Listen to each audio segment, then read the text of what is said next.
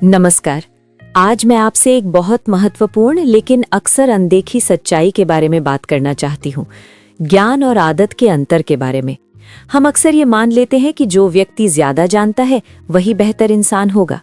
हम डिग्री, जानकारी और बुद्धिमत्ता को बहुत महत्व देते हैं, लेकिन अगर हम अपने जीवन को ध्यान से देखें तो एक अलग ही सच्चाई सामने आती है। हमारी पूरी दिनचर्या में जो काम हम करते हैं उनमें से अधिकांश काम हम सोच समझकर नहीं करते, बल्कि आदत के कारण करते हैं।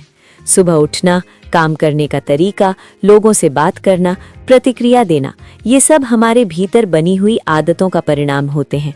इसका मतलब ये है कि हमारा जीवन ज्ञान से कम और आदतों से ज्यादा संचालित होता है।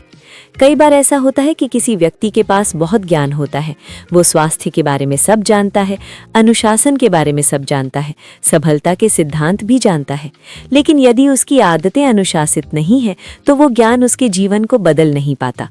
इसके विपरीत एक ऐसा व्यक्ति जिसकी आदतें अच्छी हैं, नियमितता, ईमानदारी, मेहनत और अनुशासन, वो सीमित ज्ञान के बावजूद जीवन में बेहतर परिणाम प्राप्त कर सकता है।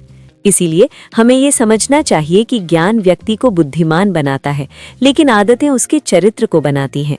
जब हम किसी व्यक्ति पर विश्वास करने की बात करते हैं तो हमें ये नहीं देखना चाहिए कि वो कितना जानता है या कितना अच्छा बोलता है।